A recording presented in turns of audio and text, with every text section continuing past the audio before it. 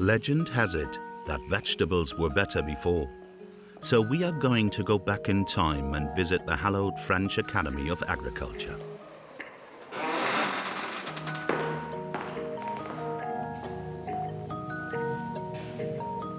Where you can find the ghost of vegetables past. Between two old pamphlets on farming, we stumble across a hidden gem. The food composition table from 60 years ago.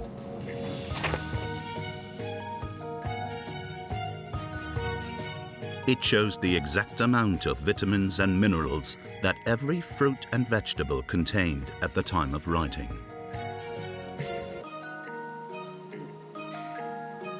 So we came up with a very simple idea to compare these old statistics with those of today.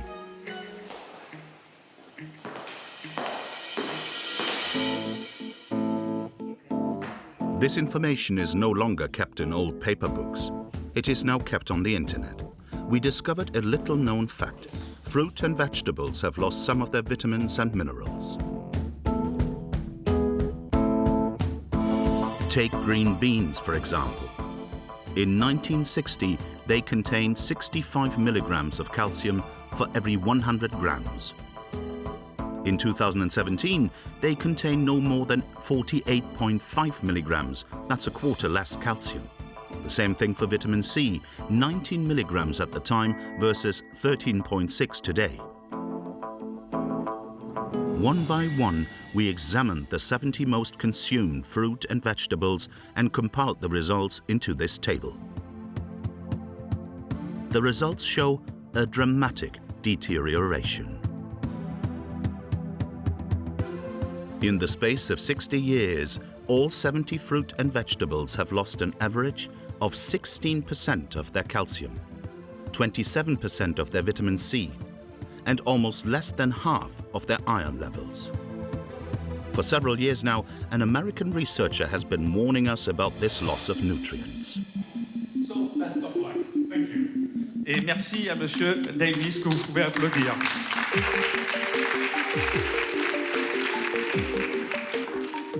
I'm here to tell you about an important problem that many people are not aware of, nutritional declines in foods. Donald Davis is a biochemist. He has worked at the University of Austin, Texas. We showed him our comparative table. This looks like similar to what we find in US data and UK data. So what do you think? In the United States, Donald Davis analyzed the development of 43 vegetables between 1950 and 1999. I think that most of these declines are caused by increases in yield. When yields go up, there's less nutrients per weight of the food. A lot of agricultural scientists may not know about how big these effects are. This is kind of an embarrassing of they're always wanting to increase yield. If modern breeding was causing increases in flavor and increases in nutrients, I think they would talk about it a lot more. The tomato is one of the fruits that has seen the largest drop in nutrients, a quarter of its calcium and more than half of its vitamins. In order to understand this decline, we must trace fruit and vegetables back to their origin. Before the fruit even grows, the seed determines everything. Tomato farmers choose their seeds from these brochures. They are published by manufacturers such as Syngenta, Vilmorin or Close. To attract farmers, they mention their size, shape, color, and, in particular, their productivity.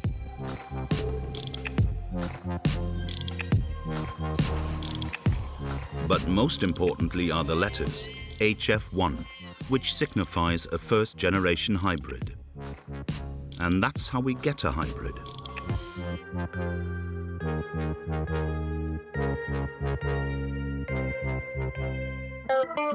For example, let's take a plant that grows large but very pale tomatoes.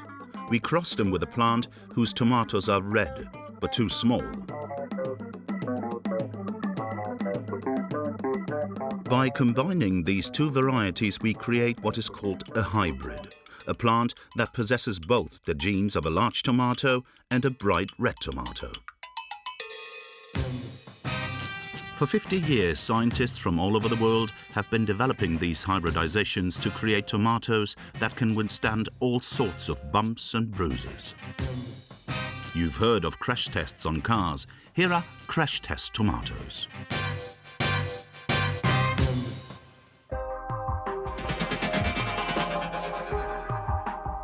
During the 1980s, these laboratory tomatoes flooded the market. But there is still one problem that no one has managed to work out. Tomatoes spoil very quickly.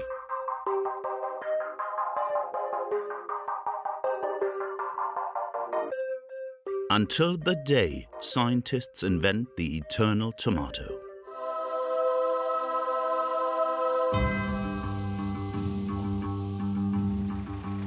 This miraculous tomato has been created in Israel. For 70 years, this country has revolutionized the farming industry.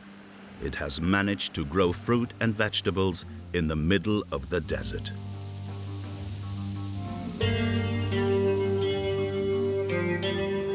We met one of the fathers of the modern tomato at the Hebrew University of Jerusalem, the man who made this fruit practically immortal.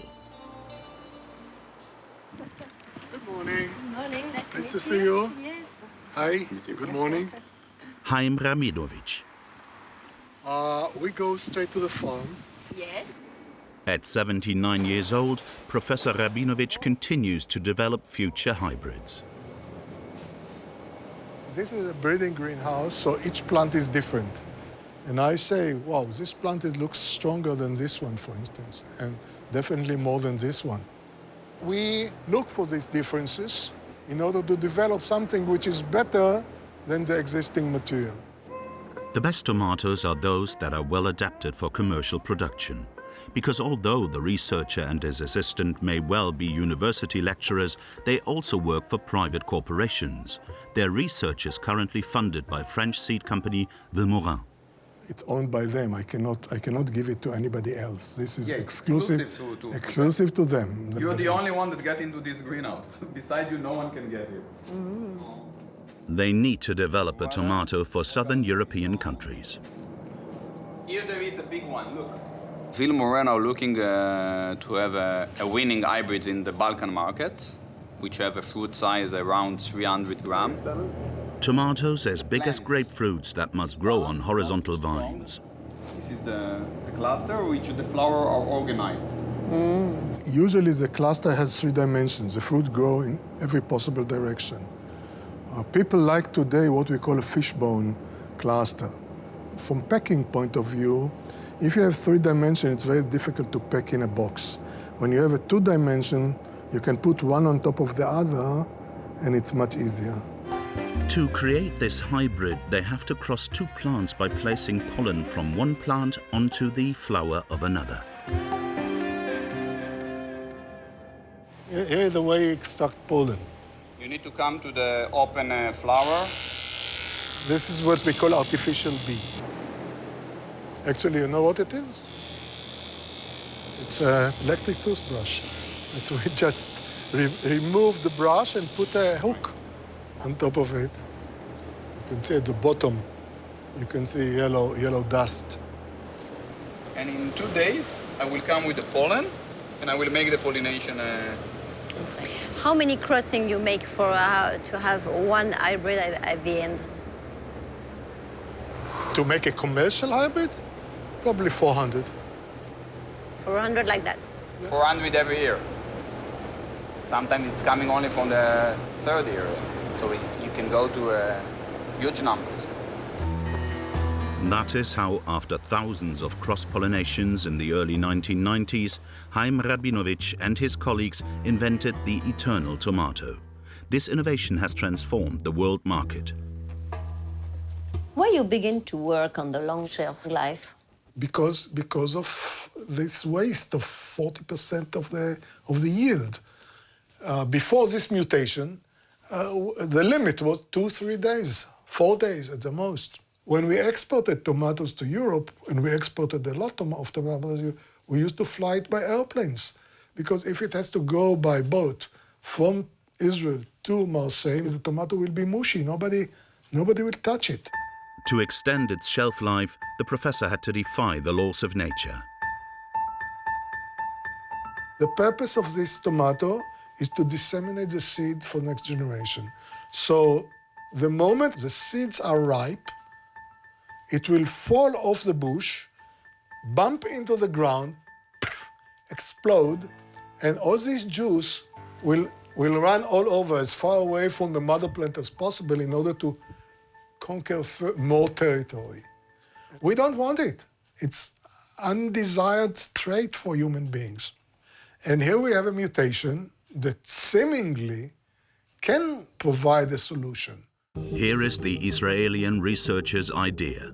They have cross-pollinated a plant with regular tomatoes that decay within 3 days, with a plant carrying a natural genetic defect that prevents the ripening of the fruit. They have thus ended up with a long-lasting hybrid tomato that, once picked, will decay much slower. We led our own homegrown experiment. On one side, we have a hybrid fruit with a perfect appearance.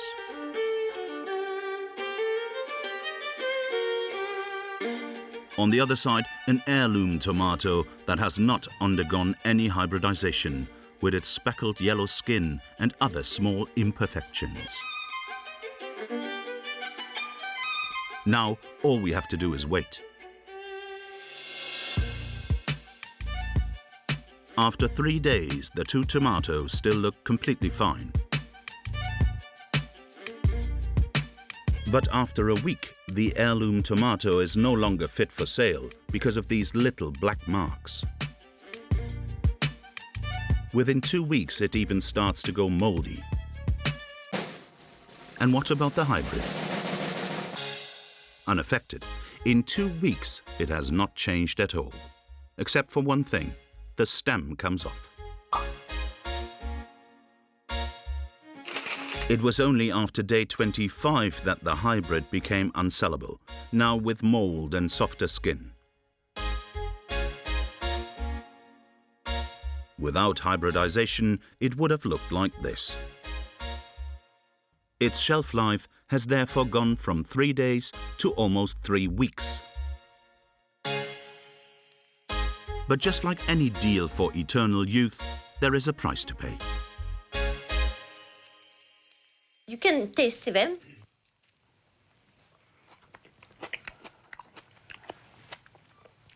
Tasteless. The genes for ripening inhibition, carry with them some negative traits.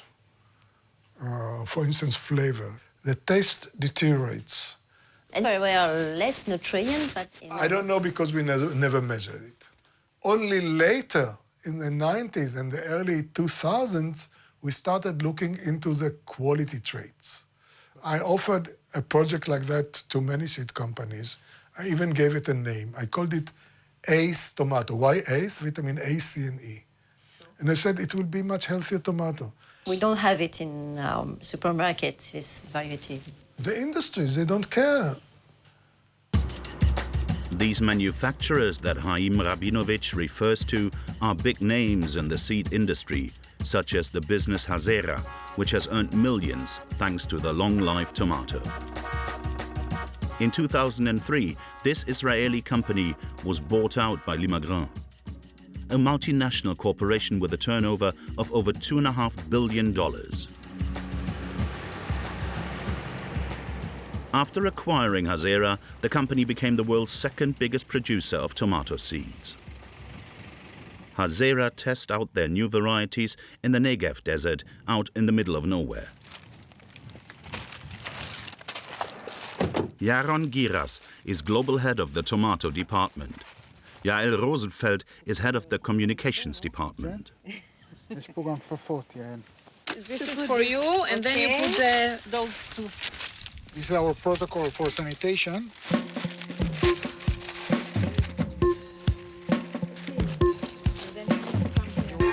The The 120 varieties in this demonstration greenhouse are advertised right down to their stem.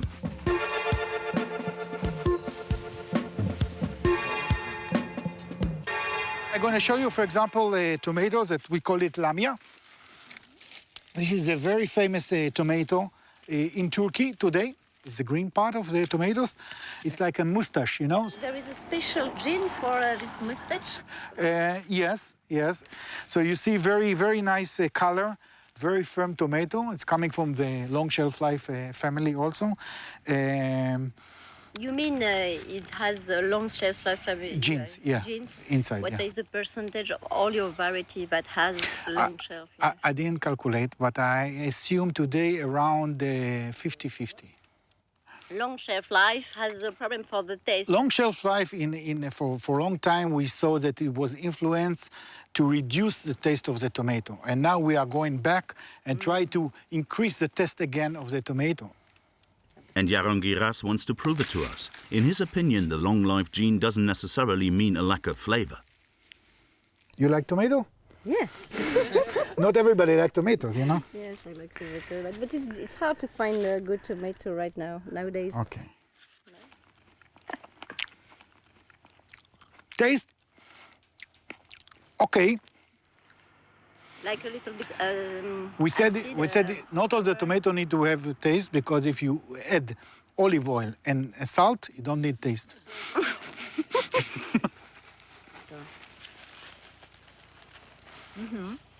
I tell you, I know what is tomato. This is okay. Yeah, okay. Yeah, There is a worse. but for the market and for what they want, this is okay. I'm going to show you some tomatoes that you said, wow.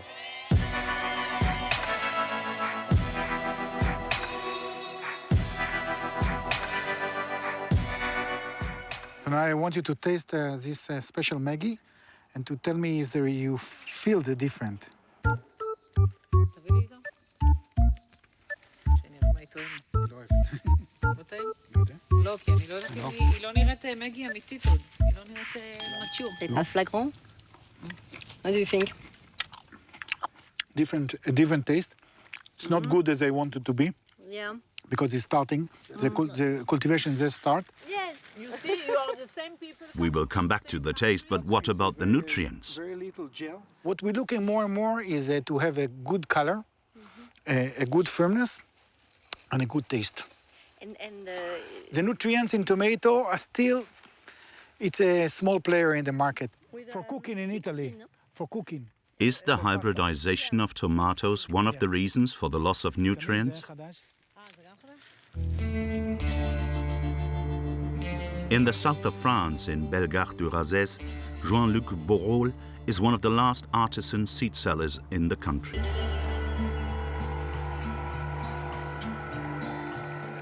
Using his own tomatoes, he produces non-hybrid seeds. These are heirloom seeds. On va finir d'extraire les semences. Donc les graines, elles vont être au fond, elles vont pouvoir couler, et les peaux vont rester flotter au-dessus. Cette technique-là, de faire ses propres semences, tout le monde le faisait avant. Parce que chaque agriculteur savait que de la semence dépendaient les futures récoltes.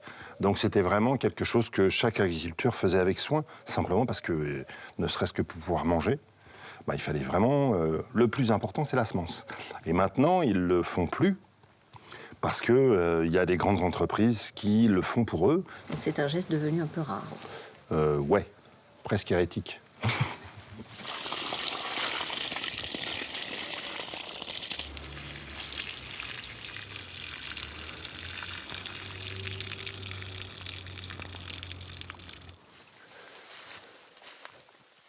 In his greenhouse, Jean-Luc Borrol only grows farmers' varieties. 100% natural farming. Effectivement, c'est un peu le bazar.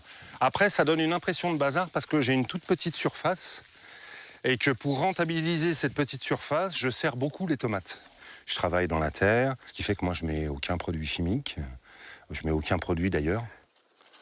Dans la serre, là, il doit y avoir à peu près une vingtaine de variétés. de tomates. Qu'est-ce qu'elles ont en commun, toutes ces tomates? C'est des variétés qui ne sont pas hybrides. Donc ça veut dire qu'il n'y a pas eu les croisements. Do these farmers' varieties contain more nutrients than hybrids? We are going to analyze them. On one side, we have Jean-Luc's tomatoes.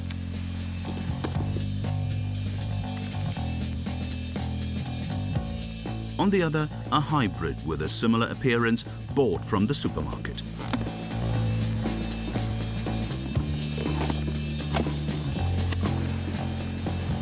The very same day, we sent them to an accredited laboratory to measure their nutrient levels.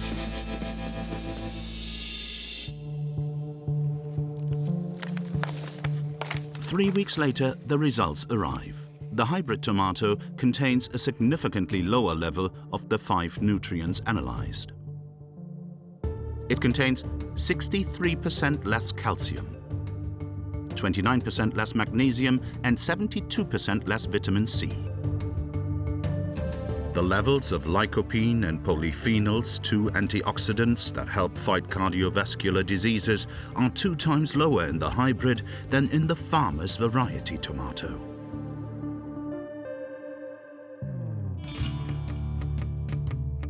We then showed these analyses to Donald Davis, a specialist in nutrient loss. Congratulations. Okay. How's the taste? Is the taste different? Of course. Yeah. The heirloom one was very, very good. I ate it like candy. But the hybrid was tasteless, yes, of course. It's consistent with the idea that there is a relationship between taste and nutrient content. This was published by Professor Clay at the University of Florida, and he made the observation in this paper that many of the flavor components of tomatoes are derived from human nutrients. When you eat a tomato that has good flavor, that means that it probably also had good amounts of the nutrients that were used to make that flavor. It's a consequence of hybridization? It's consistent with all of the other evidence. Breeders select for yield, but they're also looking for other economic traits. And in the process of making that change, they also caused a change in the chemistry of the tomato. Hybrid varieties are less nutritious. So what does Le Magrin, owner of Hazera and the world's 2nd largest tomato seed producer, think of this? Bonjour madame, excusez-moi. Bonjour, je vous en prie. Non, merci. Non, non, il n'y a pas de... Jean-Christophe Gouache is one of the company's board members. Vous êtes un des très hauts responsables de l'Imagrin, qui est un des leaders mondiaux du marché de la semence. Est-ce que vous avez mesuré les nutriments dans vos tomates? C'est important la question que vous posez, parce que il faut regarder c'est quoi qu'est-ce qui fait la qualité nutritionnelle d'une tomate, ou la composition sur les éléments que vous avez dit. Ce sont essentiellement les conditions de culture, beaucoup plus que la variété. Est-ce que vous êtes en train de me dire que c'est un problème qui ne nous concerne pas? Oh, jamais de la vie. La qualité nutritionnelle des produits issus des variétés que nous commercialisons est un sujet qui nous intéresse. En Israël, justement, on a rencontré le professeur Rabinovitch. Oui. Vous le connaissez? Absolument. Vous savez très bien que c'est lui qui a inventé la tomate longue durée, donc c'est une tomate qui dure 3 semaines. Oui. Il nous a expliqué que le gène de longue durée bloque en partie la maturation du fruit et donc, du coup, le développement des nutriments. Mais on est ambitieux. Il va falloir qu'on soit capable... Les consommateurs nous demandent des tomates qui ont du goût et des caractéristiques de conservation qui sont également attendues par le consommateur et par le maraîcher et par l'ensemble de la chaîne de valeur. Mais alors justement, on se dit que si demain, dans les supermarchés, il y avait un scanner à nutriments, et donc si en tant que consommateur, moi, je pouvais passer mes tomates au scanner et savoir immédiatement s'il y avait des nutriments ou pas dedans, vous, en tant que producteur de semences, vous diriez peut-être, si le consommateur peut le savoir, peut-être qu'il faut qu'on s'en occupe. L'important, c'est de manger plus de légumes pour nos concitoyens, en termes d'équilibre alimentaire. Maintenant, si vous voulez, s'il y a un jour, je ne sais pas quelle est la science-fiction qui fera que le consommateur pourra avoir un scanner à nutriments. C'est en développement, en fait, ça va exister bientôt. Mais là, du coup, s'il y avait ça, peut-être que vous vous en occuperiez plus. Je vais rester cohérent avec ce que je vous ai dit. Je pense que les producteurs de tomates qui ont le plus gros impact sur la composition des tomates auraient à s'en occuper au premier chef et plus rapidement que nous, parce que c'est eux qui ont l'impact le plus important. The hybrids offer another great advantage for seed suppliers. Their seeds are single-use.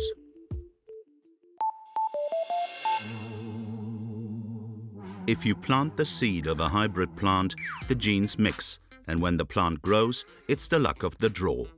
The tomatoes could be small, striped, or misshapen. This is why farmers must buy more seeds every year.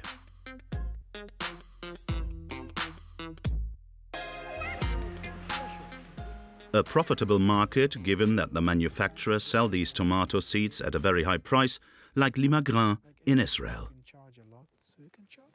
How much is 1 kilo of seeds of this kind of tomato? This kind of tomato today can reach the 400,000 euro. What? For kilogram of seeds. What? 400,000 euro or more. Yes, you can buy a house with this. I've heard that the tomato seeds is the more capital gain of all the seeds. Yes. Yeah. The margin, or our margin is the highest that we can get in tomato. Why? Because it's expensive seeds. There is a lot of demands, so it's a good business for us. If it's not, we are not here. The small yellow tomato, the most expensive variety in the greenhouse, costs $450,000 for every kilo of seeds. Even so, for a basic tomato, it is $67,000, double the price of gold. This is handwork. They need a lot of labor to make seeds. And where do you produce the seeds, the tomatoes? Like we told you today, in 22 different countries today, all over the world. And like which kind of country? Like Israel, like in Thailand, like in Chile, in Spain, in India, in many places. Seeds sold for the price of gold and produced by hand in countries with cheap labor. Welcome to the era of seed globalization. The tomato trail has led us to India. It was this report with a young girl on the front cover that prompted us to take the flight. Soiled Seeds, commissioned in 2015 by ICN, a Dutch NGO. In the seed sector, 16% of workers that produce vegetable seeds are children under the age of 14 years.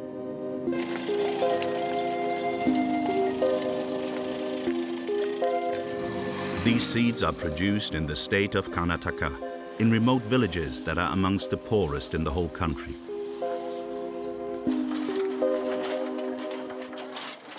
Here, the climate is mild for vegetables.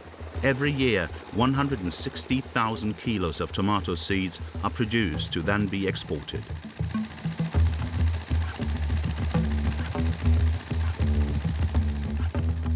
The 5 biggest multinational seed companies can be found here on this plain: BASF, DuPont, Bayer Monsanto, Syngenta, and Limagrin. We are going to travel across it, together with the Hindu god Ganesh and one of the researchers from this NGO that works against child labor. In India, working before the age of 14 is illegal. Ravi Raj roams the area to count the children in the fields.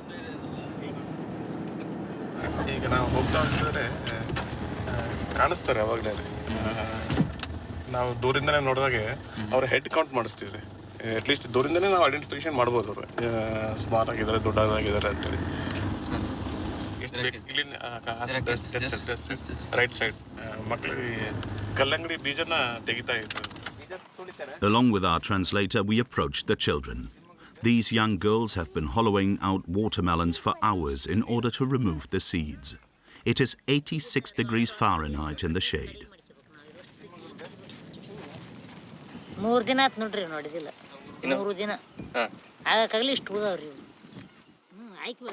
These girls have been recruited by a farmer who works for an Indian seed company. ಏನೋ ಒಂದು ಸ್ವಲ್ಪ ಕೊಡ್ತೀವಿ ಅಂತ ಹೇಳಿದ್ರೆ ಆದರೆ ಸುಮಾರು ಒಂದು 50 ರೂಪಾಯಿ ಕೊಡ್ಬೋದು ಅನಿಸುತ್ತೆ. According to Ravi in Karnataka, the tomato hybrid industry is one of the largest employers of child labor.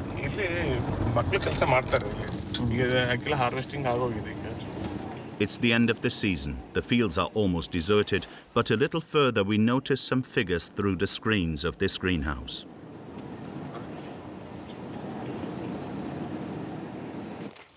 This farm is a subcontractor of the Swiss multinational Syngenta. Around 10 workers prune the tomato plants. A girl who is smaller than the others stares at us. The young girl on the left quietly tells her to bend down.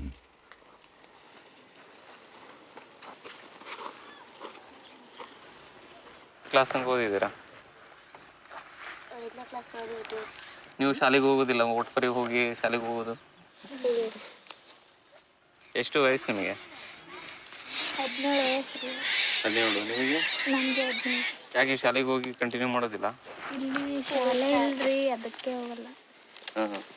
5ನೇ ಕ್ಲಾಸ್ವರೆಗೂ ಅಷ್ಟೇ ಐತ್ರಿ ಇಲ್ಲಿ. ನೀವು ಎಷ್ಟು ವರ್ಷದಿಂದ ಮಾಡ್ತಿದ್ದೀರಾ ಇದು? ನಾವು ಈಗ 3 ವರ್ಷ ಆತ್ರಿ ಬರಕ. ಹಾಂ ಹಾಂ 3 ವರ್ಷ ಆತ್ರಿ ನಾವು ಬರಕ್ಕೆ. ಬೇರೆ ಬೇರೆ ಕಂಪನಿ ಚೇಂಜ್ ಆಗ್ತಿರುತ್ತೆ, ಇದು ಒಂದೇ ಕಂಪನಿ? ಇದು ಒಂದೇ ರೀ. ಎಷ್ಟು ವರ್ಷದಿಂದ ಮಾಡ್ತೀರಾ ನೀವು ತೋಟದಲ್ಲಿ? 5ನೇ ಕ್ಲಾಸಿಂದ ಬಿಟ್ಟಾಕಿ ಯಾಕೆ ಕೆಲಸ ಮಾಡಿದೆ. Is this young lady 17 years old? Our translator finds this hard to believe. I don't think she is 17. Looking at her, probably she is much younger than 17, which is very much apparent that she has been trying to hide her age. In Karnataka, 800 farms have a contract with Syngenta. It's the largest foreign contracting party. Naturally, we asked the Swiss multinational its thoughts on child labor. In response, an empty rhetoric of principles. Syngenta conforms to all labor laws. Syngenta's equitable work policy promotes decent working conditions and also tackles the problem of child labor.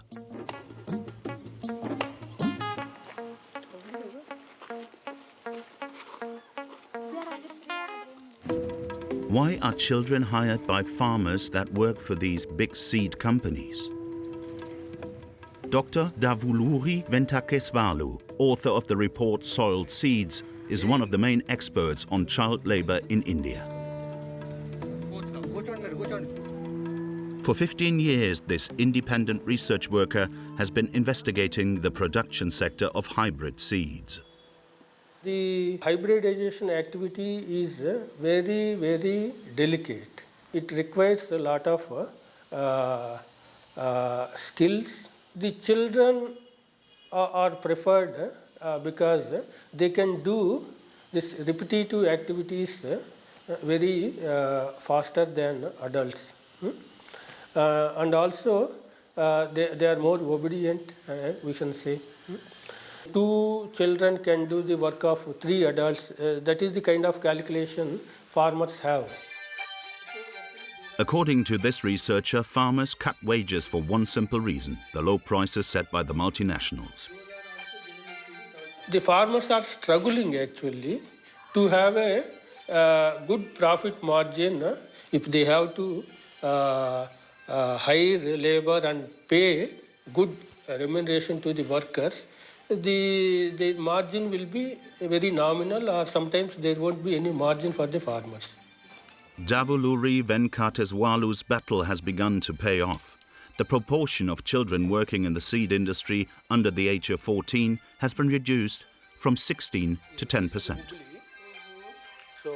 But another part of the population is still being exploited. Traveling through Karnataka, we made another discovery. In the tomato seed fields, we only saw women. We found out why during our visit to Chaman Gowda Doda Gowda's farm. Tomato for who? HM class, 3 variety only. In India, Limagrin operates under the name HM Clause. The French seed company is in contract with 600 farmers in the region. Crossing running ಮಾಡ್ತಿದ್ದಾರೆ ಈಗ. Bent over under the blazing sun, these women remove the pollen from flowers with tweezers for 8 hours a day. ಈಗ ಬರೀ ಇಲ್ಲಿ ಮಹಿಳೆಯರು ಕೆಲಸ ಮಾಡ್ತಾರಲ್ಲ, ಅದ್ಯಾಕೆ ಗಂಡಸರಲ್ಲಿ ಮಾಡೋದಿಲ್ಲ?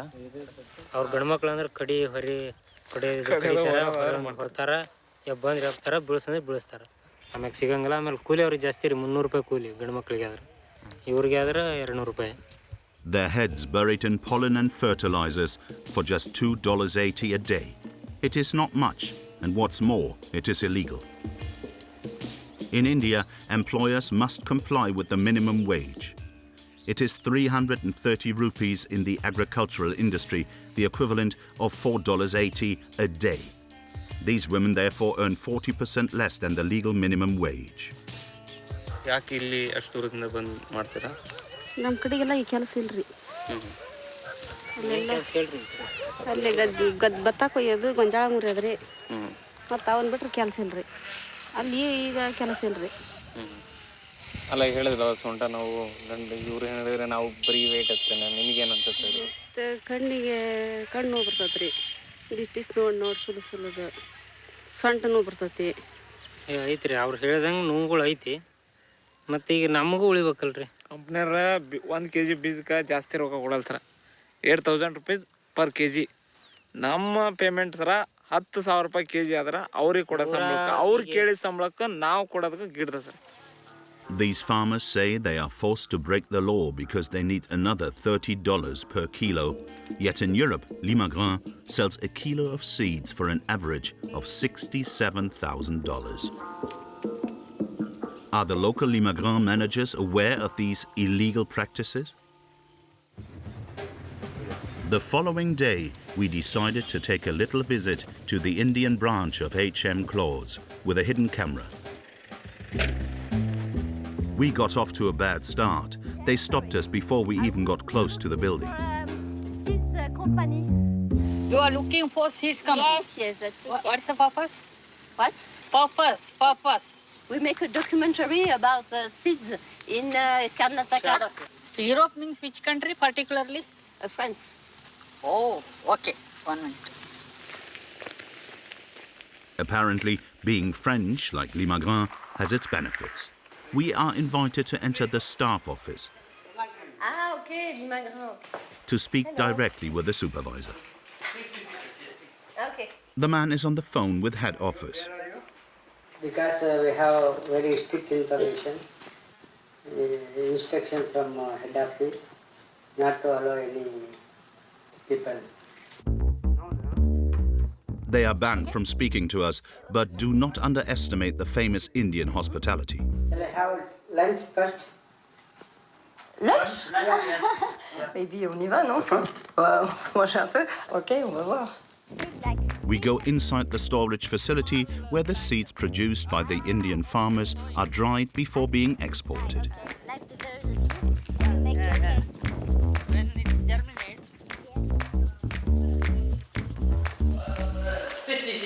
Oh, thank you.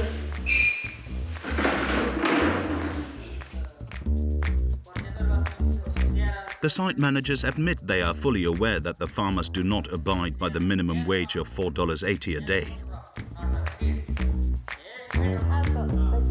What is the salary for one worker? 200 rupees. Okay, for 8 hours. Okay. Yeah, because some farmers say they have no... More shocking information. According to this executive, the firm even violates this law with its own employees. How much are paid in HM Close Farm? We pay around 285 rupees. According to the supervisor, the business has a knack for hiding the price of seeds in Europe from the farmers. What are the name of a tomato? It is very secret. We put numbers. Production people, we should not know the names. Why? Suppose you come to know that this product is very popular and is produced by this name. So what is Limagrin doing to combat these illicit practices? Ouais. Alors, est-ce que vous connaissez le rapport qui s'appelle Soiled Seeds? Il est ici. Oui. Ouais, il a donc été rédigé en 2015 sur le travail des enfants et l'exploitation des femmes. Et alors ici, vous allez voir, page 6, donc je vous le montre là, la part des enfants de moins de 14 ans varie entre 10,5 et 16,3%, donc de tous les gens qui travaillent, notamment dans les fermes de Limagrin.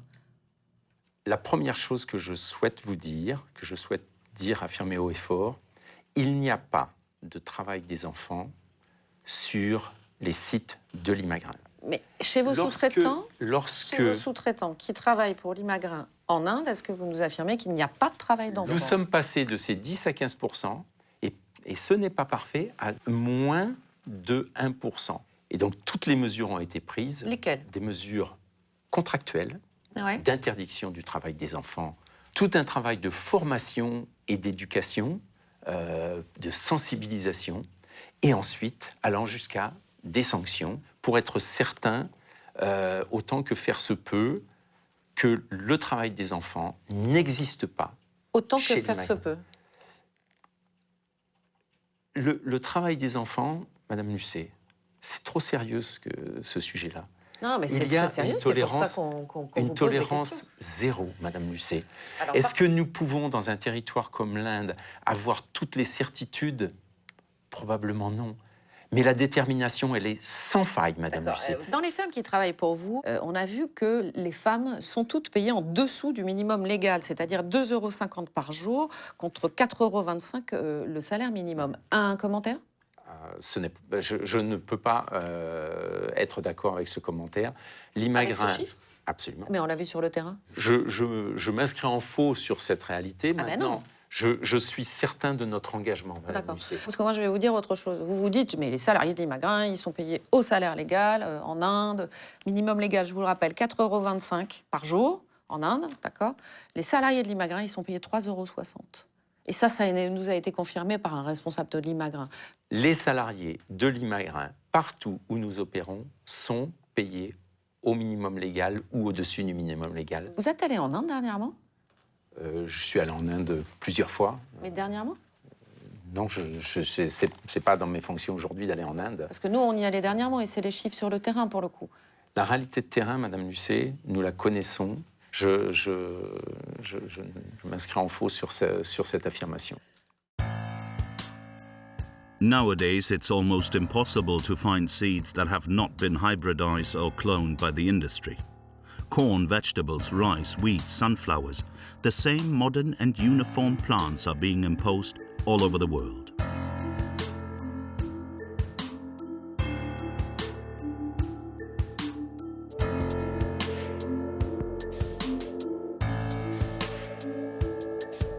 As a result, 2/3 of all seeds sold in the world now belong to 4 multinationals: Bayer Monsanto, Dow-Dupont, Syngenta, and Limagrin. This privatization of nature is destroying biodiversity. In 2009, a man launched a global appeal to the United Nations. At the time, Olivier Descouter was a United Nations Special Rapporteur on the right to food. 75% of agrobiodiversity has been lost as a result of the pressure towards the adoption of uniform improved variety. We are meeting him at his home in Brussels. Despite his calm demeanor, c'est le bon sens agronomique, quoi. The former UN Special Rapporteur is frustrated that his warnings are falling on deaf ears.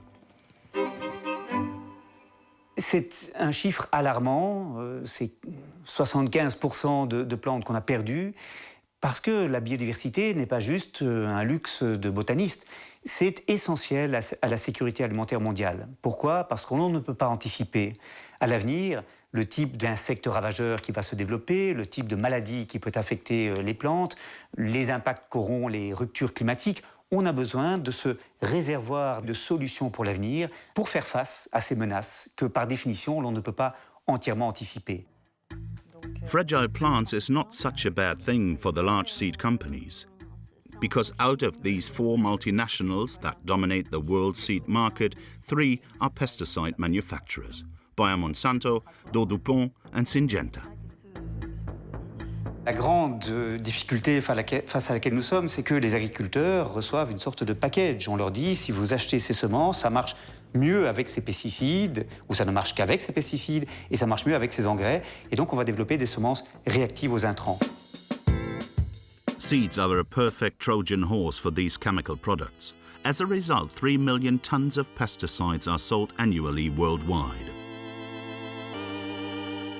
À terme, on va manger la même chose de Dakar à Miami, de Paris à Bangkok. En gros, c'est ça le monde de demain vu par les semenciers.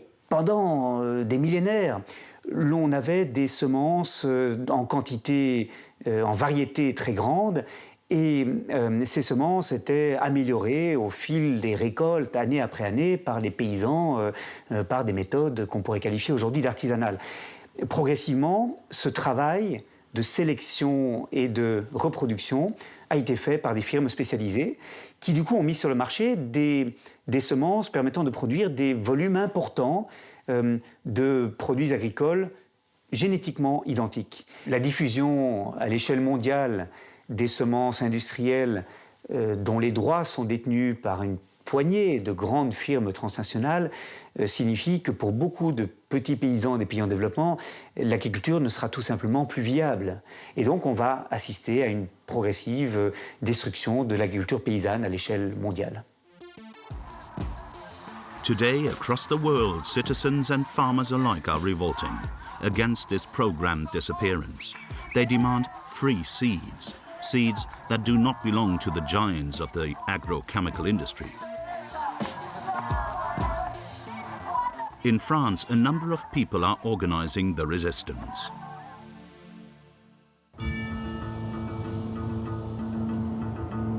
In the southwest of the country, in the depth of a valley, you will find the hideout of Cocopelli.